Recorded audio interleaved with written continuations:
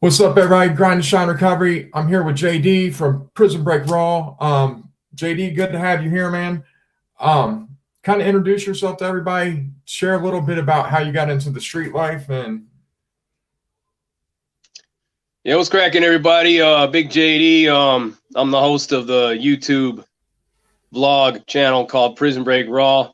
My life has been pretty much all about the crime for a very long time, up to the point of my change.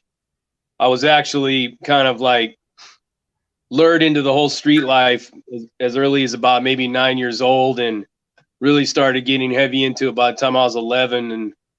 And you know, I had a lot of things, like a lot of issues going on. I was a runaway several times, and you know, faced some really horrible consequences for my actions in running away. The last time I ran away when I was 14, and like I'll lead up to that. I had basically come across a situation where I was lured into a place because, you know, I was desperate, I was hungry, I was out in the cold, and I got lured into a place by some people and quickly learned that I wasn't going to be allowed to leave. And as time went on, it was me and another boy that were in there, and we were drugged, we were psychologically, physically, and mentally and sexually tortured and abused to the point to where we were forced to participate in several different acts of child pornography for them. And the one kid, you know, there was a situation in it. I'll just make a long story short, the abuse and stuff like that. One of the kid that was in there with me basically tried to save my life from getting abused myself, and in turn, he, you know, it cost him his life, or at least that's what I believe. To this very day, I don't know what the outcome was with this kid, but I have to assume that he's no longer alive today. But back then, I don't know if he was dead or if he was almost dead, but we were quite a bit like malnutritioned and drugged and all that. And in the event of him trying to save my life, and later on, as the hours went on and I came back to from unconsciousness, I found that he appeared to be quite dead. So I started yelling and making a loud commotion, and one of these people came in to move him out of the room, and I was uncuffed from the chains that we had on us. I mean, these chains were only far enough to go to a bucket that sat in the middle of the room, even though they did allow us to, like, you know, they came and got us to use the restroom every now and then. Most of the time, if we had to urinate, we had to urinate into the bucket, but they would come around every now and again and ask us if we had to go number 2. Wow. But yeah, it was basically like that. And you know, it sounds crazy to a lot of people, but what a lot of people don't understand is this kind of shit happens all the time, man. I mean, there's so much of this that goes on in this world. Well, Some of it, yeah. I heard the story a little bit on 23andMe, and trust me, man, for someone to come out and talk about that, man, they've had to be, you know what I mean? No one's going to say that type of thing unless they've really been there. At least in my opinion, you know. Well, I mean, it's you're always going to have people that, you know, choose not to accept or choose not to believe. I mean, it's just the way it is, man. It's just like you know, some people just ain't wired to understand the world for what it really is, man. There's a lot of horrible people in this world, man. I mean, there's a lot of horrible people in this world. No. Hey, give me 1 second. I'm so sorry. Hey, come here. We got good moment. Come on. Upstairs. 1 second.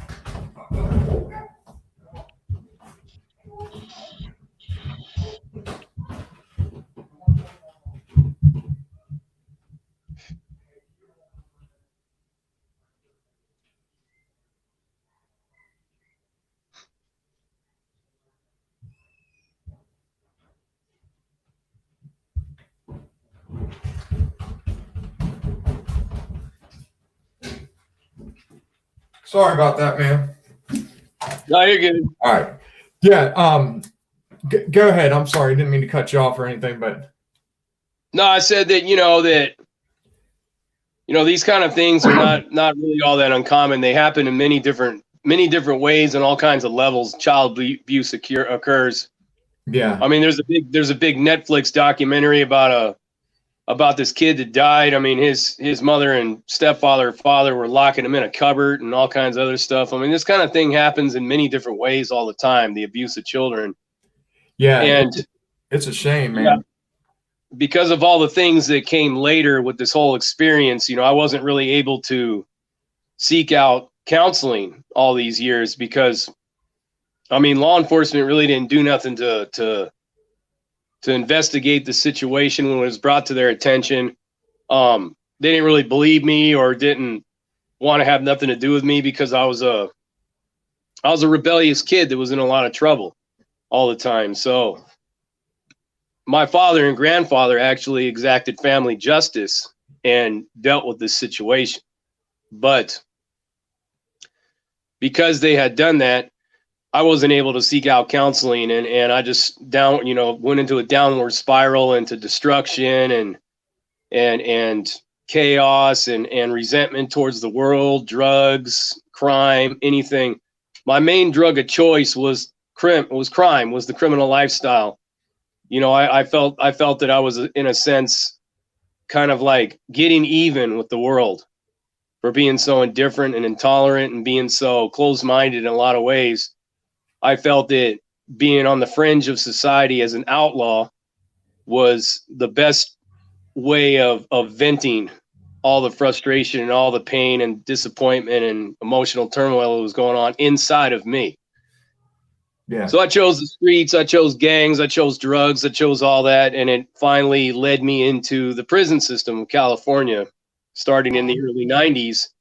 And it just continued to spiral out of control for many years. I mean, well over 2 decades, I was in and out of prison in California, and finally in the feds, where I was caught up in a bank robbery out here in the state of Oklahoma. And that was just a turning point for me. Like, my grandfather was long dead, my father was long dead, and I felt that, it was time for me to finally just break the silence of everything that happened to me and just start talking about it and learn how to deal with it. Because it was at that moment that I learned that all my problems stemmed from this experience.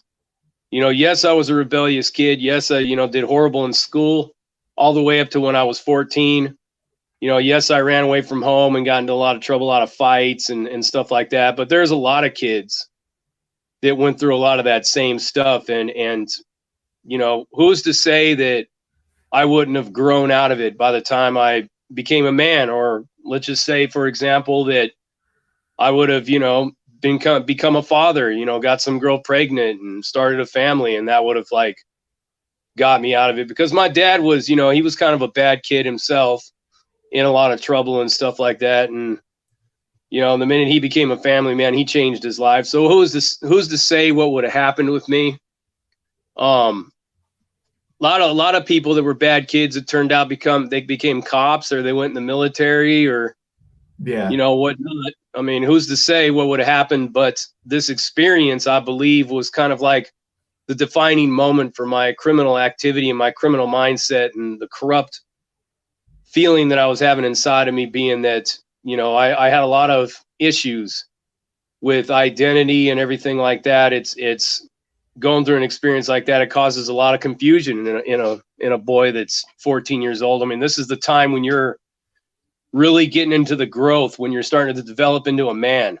Yeah. By the time you're 14. So, it's a lot of things were going on, a lot of issues inside of me where I had trouble maintaining, healthy relationships, and basically was kind of closed off from the world and everything. And, I just downward spiraled into drugs and destruction and gangs and crime and everything until I was in my late 30s. You know what I mean? 38 years old, and finally got caught up in this bank robbery. So it was just 24 years pretty much of basically being all caught up in this stuff to where I finally was able to talk about it. So it was almost 25 years I was living with this thing, almost 25 years.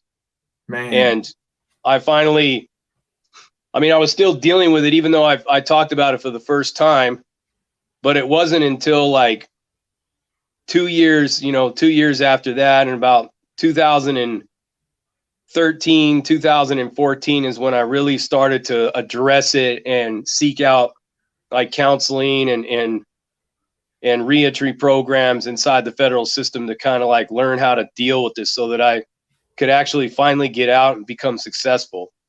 So I did all the programs that you can think of inside the feds. And I started getting really into like a spiritual component. I started to incorporate that into my life, because I've always studied like the occult and studied, like esoteric teachings and the origins of religions and spirituality and stuff. But I always studied it from like a historical standpoint. I've never really believed in any kind of a higher power before.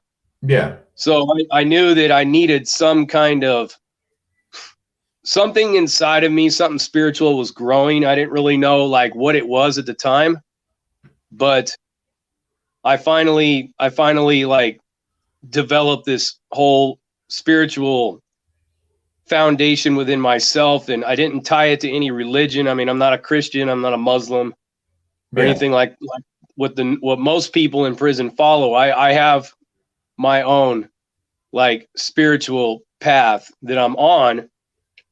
And I got to tell you that incorporating that into changing my mindset has completely set me on a whole different path. So I went through all these programs. I took all these programs, and I've just been on that path ever since, man. It's just like I went into a very, very aggressive cognitive behavioral therapy program in there. I ended up staying in the program up to a year after that and became like a mentor and a guide in the program, and started like tutoring other men that were in it and teaching groups like, I was a grief group counselor in there. I was also teaching yoga. Yeah. And well, my mother passed away 6 months before I got out, and I quickly realized that I had nowhere to go and I had no real family support. My mother was all I had left. Yeah. And so the federal government dropped me in the city of Oklahoma City, in the state of Oklahoma, with pretty much nothing but the shirt on my back. And I knew right off the bat that under most circumstances I should have failed. I should have succumbed to the destruction, the self-destructive behavior, the gangs, the drugs, self-medicating, and all these things, until eventually I would have just ended up back in the system. But with all the tools that I had learned through cognitive thinking, through my spiritual foundation, through journaling and self-reflecting and talking about this abuse, and the more I talked about it, the more it became easier to deal with, I was able to break free from this self-made prison that I had put myself in for so long, that had stuck me in this revolving door, in this recidivism trap, as I like to call it. Yeah. And I was able to finally break free. I mean, I got a job working as a dishwasher in a hotel and worked my way up to becoming a chef. And then, did that for some time, for, a couple of years, until finally working into a major international corporation I work for now. And I make a lot of money. I make a good living. I don't have child support or alimony or anybody depending on me for financial support. So I'm really getting on my feet real fast, and I'm coming this September, it'll be 8 years since the last time I ever used any narcotic. Congratulations, man. One thing I want to ask you, I touch on mental health a lot because for me, it went hand in hand with my addiction and, self-medicating to deal with, to numb myself. Do you think, like, I know the way I was brought up, like, you don't talk about your feelings, that's weak. And then when I got older and into the system, programs for soft guys, just go upstate, you know what I'm saying? Is kind of the way I looked at it when I first got in there. That's the way people, that's the way it is. Do you think, like, coming around and actually talking about it and addressing these issues that you had, Do you think that was one of the big things for your success? Absolutely. I mean, here's the thing, right? And if you follow my channel, you know that I constantly talk about the optics that we all are locked into. We're locked into some kind of optical illusion one way or the other. Like the optics of everything, how everything appears to us in our sight, the projection, in this film that we're looking at that is our life. And we often get so caught up in being a collective whole, like we're pack animals. I mean, humans are naturally just, they need other humans to function. Most people can't be a hermit. Most people can't live off the grid. Most people need to be plugged in to the whole meat and potatoes of life itself and be plugged into what everybody thinks and how everybody feels. And that's how people roll. So a lot of these men and women, like you're saying, mostly men than women, if they want to change their lives, there's a lot of people that are around them that are at their disposal that don't want to change their lives. And 9 out of 10 times deep down inside, we hold on to these reservations that we have, right? We try to look for some way to validate why change is not possible for us, why we need to continue to be stuck in this criminal mindset, this corrupt nature that we cling on to, and by all means necessary, like fighting tooth and claw to get into any uncomfort zone, because change is uncomfortable. It's not meant to be comfortable.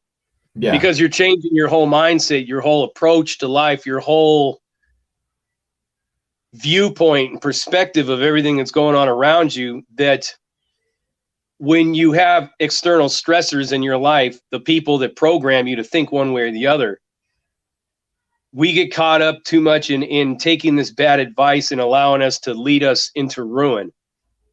The main thing that I had to learn, and I had to learn fast, especially being a gang member and being a part of the prison politics and all that, is that I could not be caught up in giving a shit what any of these people thought about me. Because I had done that my entire criminal life, constantly trying to prove something to somebody, constantly trying to one up the next man, and being the most vicious, the most wild, the most craziest, having that reputation, and it never led me to anywhere. Because most people aren't really impressed. The one thing that it works against you is the harder you are, the more you make, the more money you make on the grind and in the hustle and in the streets, the more jealousy that comes with it. The more people are trying to stab you in the back, more people are trying to pull you down. It's called the crab mentality. Yeah. One crab's trying to crawl the barrel, and all the other ones are pulling it back down in there with him.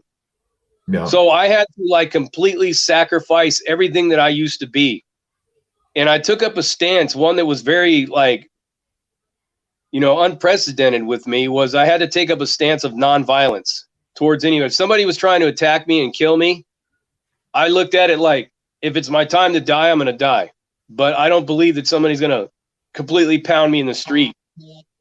So I started to live in a way of not being a part of the violence. Like I wouldn't carry a shank no more. I wouldn't participate in anything unless, of course, somebody else's life was in danger. But I didn't go out and look for trouble, and I didn't go out and look to get into all these fights and all these things like that. And I pretty much kept to myself. So there was a lot of times where I was getting a bad rep from fellow people in my car that were telling me like, oh, he's getting weak, he's getting soft, he ain't with the business, he ain't this, he ain't that. And I dealt with this negative mindset for damn near 6 years. Every single day wondering if, hold on, let me turn this. I keep getting all these notifications, man. No, you're good. I don't know if you can hear them, but I can hear it vibrating. You're good though. I turned it all off. But anyways, I knew that every day that went by, I wondered if it was going to be my last. Like if somebody was going to stab me or get rid of me, thinking that I was too soft and too weak. But the one thing that I had in my advantage is that I was much older. I was approaching my 40s, and a lot of these younger guys were more concerned with the other younger guys. So But I went through that. I went through a lot of people having a negative opinion of me because of the path that I was choosing, the things that I was doing. I was taking these programs. I was helping people out. I had a lot of people tell me, I wouldn't do it. I don't know why you're doing it. You shouldn't do these programs. Fuck these people. You know what I mean? But in the end, it wasn't about them. It was about me. And the one thing I would say, like in your case, is that you have to talk about your feelings. You have to make yourself vulnerable. You have to expose yourself to that. Because if you don't learn how to address the negative backlash that's coming at you, you're never going to make it in these streets. Because you're exposed to vulnerability every single day of your life out here. Much more than you are inside of there. Inside of there, you mask it, you hide it behind this persona, this image, you know, being tough, of being solid, of not appearing to be weak. But out here, your strength is tested all the time. You constantly appear to be weak in the eyes of the people out here, because every time you backslide and get on drugs and commit crimes and go back to jail, you're weak in the eyes of the people that are out here. Yeah. So you have to learn how to switch the whole paradigm into something totally different and make yourself think that, like, I'm not really worried about the social mirror when I'm inside of here. I am developing myself for the bigger picture, the bigger battle that's outside. Yeah. So Well, anything and everything that you could seek out that will help you express your feelings and help, you know, expose your vulnerabilities and all these things like that, I recommend people get full head on into that, because that's where you're really going to learn how to beat this recidivism trap, this revolving door, the addiction that you may have, because the drugs are only as powerful as you allow them to be. Yeah, for They sure. have no physical control over your body any longer. The physical symptoms are gone within a week to a month. So you have no real reason to go back to them, other than you have found an excuse inside of yourself, a reservation, that you could do that. That maybe you could chip on the side, maybe you can only get high on the weekends or anything like that, but you have to look at the costs versus the payouts of all that. So what are the costs of deciding to be a chipper? The costs are the extreme high risk of getting busted, of actually moving from chipping on Saturdays to, you know, getting high on Saturdays and Sundays, and then saying, well, you know, I get high Saturday, Sunday, and Monday, or I can get high Friday, Saturday, and Sunday and be good on Monday. And then, you know what, I'm going to need it on Monday because Monday's my first day back to work. So I'm going to need to get right.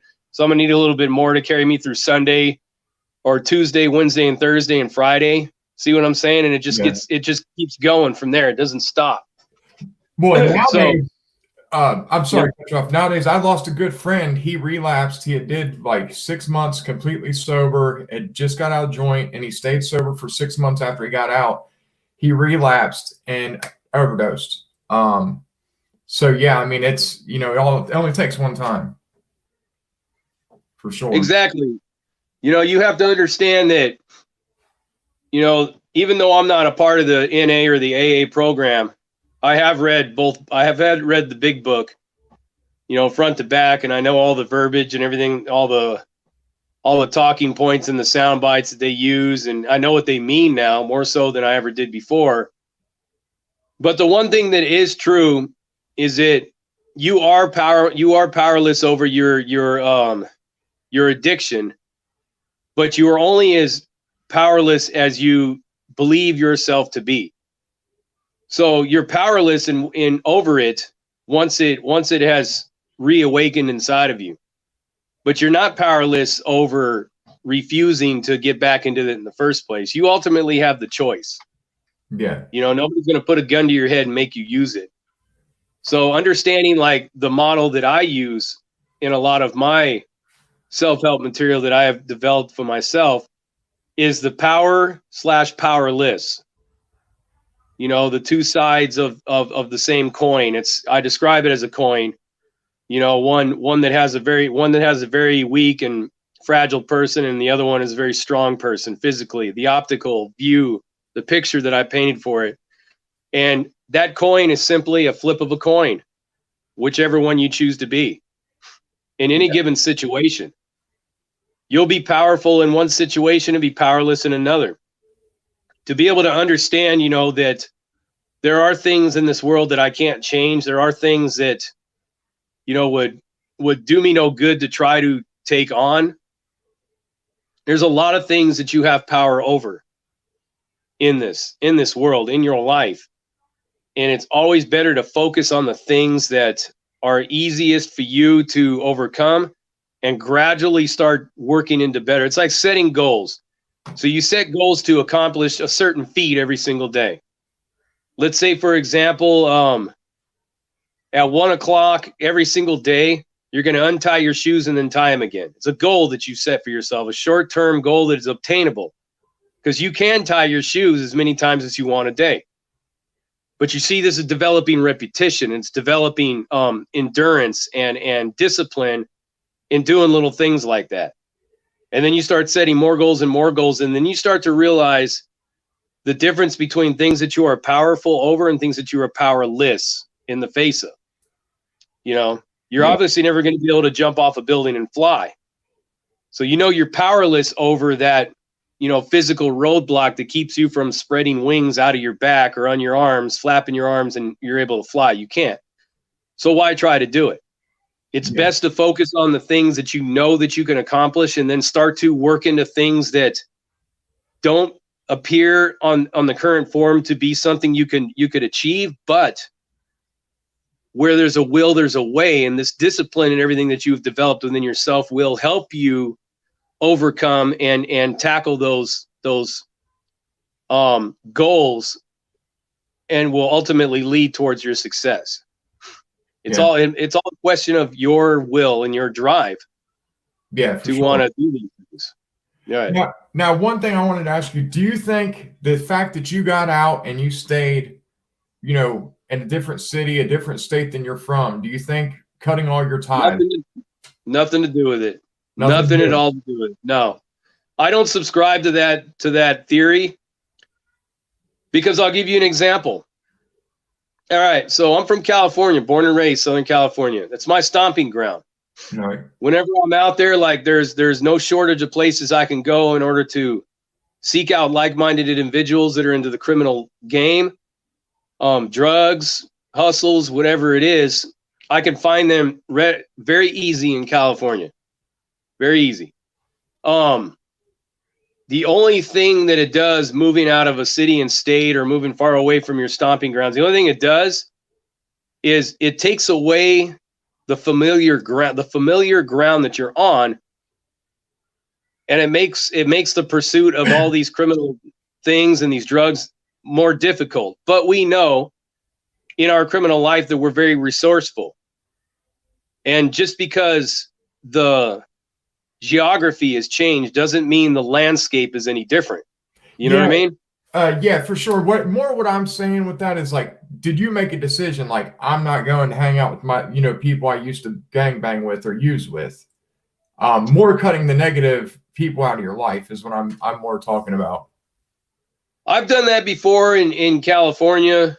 There were like brief moments in time in my days where I tried to change. I tried to seek out more positive role models. I got into the various different recovery programs and tried that out for a while, but I always would go out and seek out everything for destruction because there was something missing inside of me. So when I got out of prison for the last time in 2012, I went back to the streets, and I was, I got on heroin and I OD'd and I almost died. And my mother and my sisters told me, well, you need to come out to Texas, where they were living. My older sister was living in Amarillo, and my mother was living with my younger sister and her husband in Dallas. So I originally went to Dallas first, and I was there for about a week, and I couldn't, my feet couldn't get a job or nothing. So I moved to Amarillo to live with my other sister, and I got a job out there. But I had gone to Texas a couple of times before that, and every time I've done it, I just quickly would find the people and the places to, get me involved in the crime game out there all over again. Yeah. So it's like, if you seek it out, you're going to find it. It doesn't matter where you go. You have to change inside of here and up here. Yeah. Before you can change your surroundings. Your surroundings are only they're only a means to destroy yourself faster if you're familiar with the terrain. But if you go somewhere further away, if you haven't changed your mind and your heart, you're going to find the same people you just tried to get away from. It's only a matter of time. Yeah, no, for sure, for sure. Yeah, you definitely got to have that desire to actually change your life, for sure. I do believe, like myself, I've had to disconnect from family and different things. But that's just because the unhealthy, you know what I mean? Sometimes misery loves company. I guess that's the best way I could, explain it, for myself. But like I said, I don't, and not that I would use if I was around them, but I don't know, the turmoil that comes with all the, the chaos that comes along with people who use, you know what I'm saying? So, what's your message to guys who are out there like living the street life, thinking I'm not a dope fiend, and they're, they're not going to end up as bad off because they're not on dope. They're just hustling. You got any words of wisdom for someone in that spot? Yeah, they're living on borrowed time.